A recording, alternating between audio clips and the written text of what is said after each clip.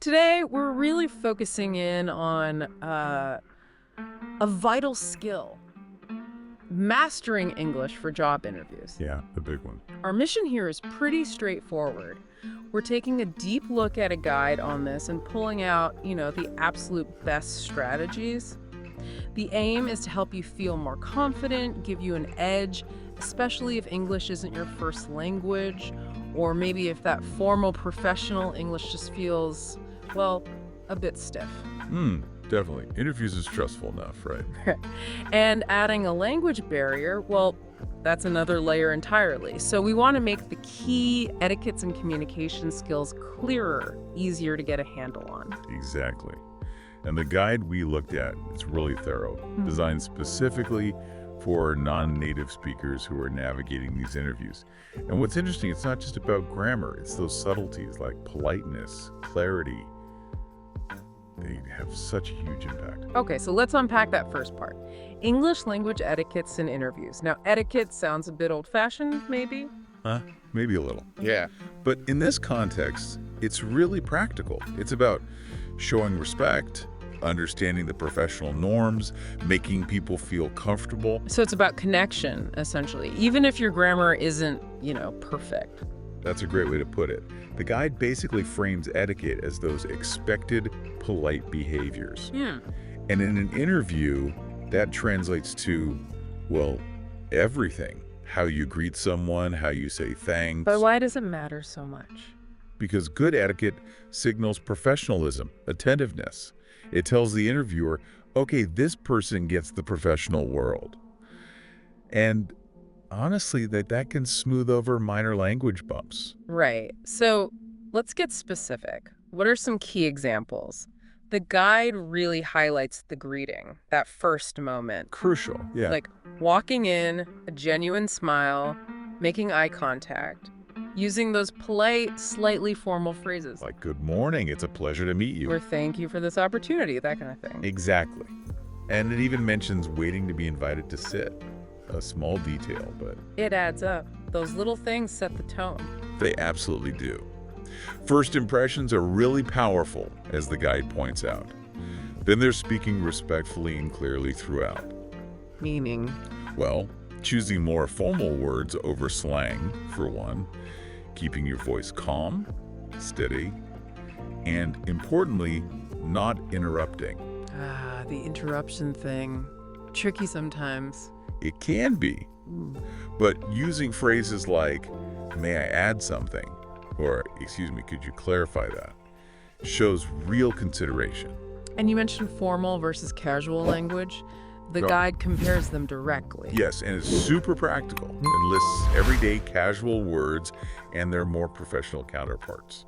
Like what? Give us an example. Okay, so instead of yeah, use yes. Instead of wanna, say would like to. Or gonna becomes going to. Precisely. Even something simple like swapping cool for that sounds good. Those small shifts signal professionalism. Exactly. And it's not about using super complex words necessarily.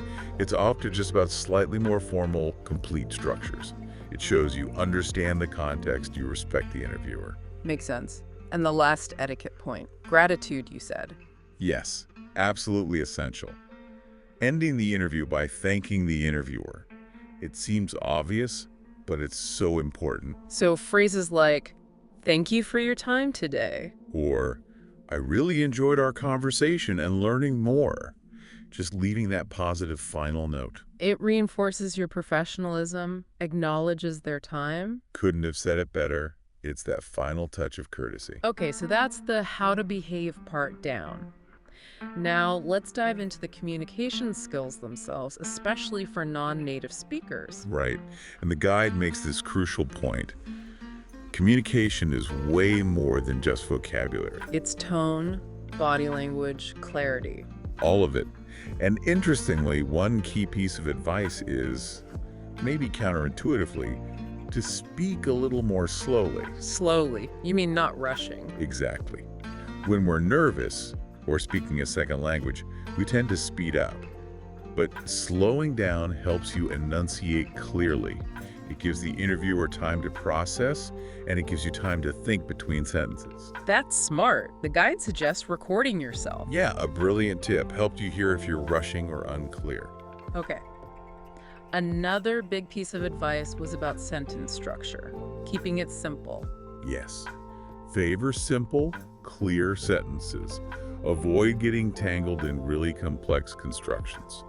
The guide shows a bad example, this long, rambling sentence, and then a good example that's short, direct, easy to grasp. Clarity over complexity, especially in an interview. Absolutely. Reduces error risk. Make sure your main points about skills and experience land clearly. No ambiguity. Then there's active listening, which isn't just waiting to talk.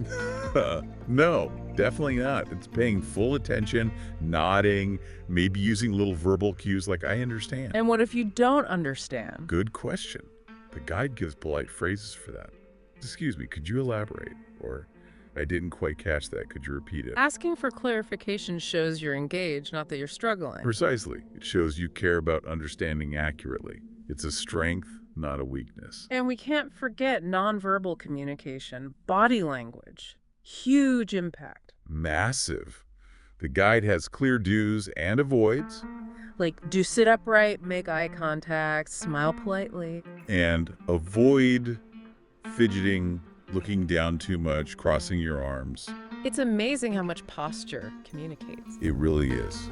It can back up your words or totally undermine them. Confidence shows in how you sit, how you hold yourself. Okay, last communication skill. Responding thoughtfully. Right. It's okay to pause before answering. Actually, it's often a good idea. Take a moment to think. Exactly. Use a phrase like, "That's a good question. Let me think for a moment." It shows you're considering it carefully, not just blurting something out. Demonstrates composure. Better than rushing into an answer you regret. Always better. Shows you take the question seriously. All right, let's get into the nitty-gritty. Those common interview questions that always seem to pop up. The classics. The guide breaks them down with example answers, right? Using that formal English we talked about. Yes, very helpful examples. Starting with the big one. Tell me about yourself.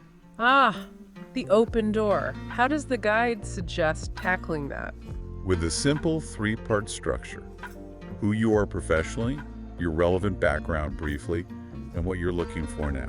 Keep it focused on the professional side. Exactly. Concise, relevant highlights. It provides a framework so you don't just ramble. Okay, next. Why do you want to work here? The key is research, I assume. Absolutely. Show you've done your homework. Generic answers just don't cut it. The example answer talks about admiring the company's reputation, feeling it's a place to contribute and grow. Mention specifics if you can, values, projects. Shows genuine interest, not just needing any job. Precisely.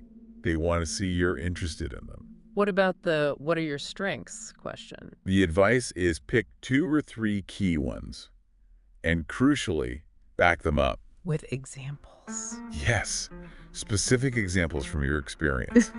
The guide mentions someone highlighting problem solving, then describing a time they actually solved the problem. Concrete evidence is way more impactful. Makes it believable, not just empty claims. Right. Quantifiable stuff or specific stories make your strengths memorable. And then the flip side, the weaknesses question. Always Yeah. feels like a trap. It can feel that way, the guide says. Be honest, but frame it positively. Focus on improvement. So acknowledge a real area for development, but show you're working on it. Exactly. The example is someone saying their English presentation skills need work, but they're taking courses, seeking practice. It's relatable, shows self-awareness and commitment. But choose carefully, not something critical for the job itself. Good point. Choose wisely and emphasize the action you're taking. Okay, where do you see yourself in 5 years? What's the angle there? Show you have some ambition, some longer-term goals, but ideally align them with the company. The example talks about growing within the company, learning new skills, maybe taking on more responsibility down the line. Shows you're thinking about development and potentially staying. Right. It helps them gauge your career path thinking and if it fits. And finally, the classic end of interview question. Do you have any questions for us? And the guide's answer is clear. Always have questions. Saying no questions is bad. It can definitely signal a lack of interest or preparation. Asking thoughtful questions shows you're engaged. What kind of questions? Good ones inquire about the team, the role's challenges, maybe company culture. The guide gives examples like, what are the team dynamics like? Or what's the biggest challenge facing the department right now? It's your chance to learn more too, right? Absolutely. It's a two-way street. Show you're thinking critically about the fit. Okay, so we've got the questions covered. But what about the underlying English skills? How can people practically improve for interviews? Great question. The guide offers some really solid, actionable tips. Like what? First, learn key interview vocabulary, specific words and phrases used in professional settings. Examples. Things like collaborative, proactive, results-oriented, deadline-driven, client-facing. Knowing these helps you sound the part. Builds confidence and clarity. Definitely. Targeted vocabulary work is efficient. What else? Use English every day. Consistency is key. Watch English videos, read articles, news. Try to speak it, even if it's just a little. Find conversation partners. Maybe join a language exchange online. Just immerse yourself regularly. Exactly. Even small amounts daily help build fluency and naturalness. And practice specifically for interviews. Yes, very important.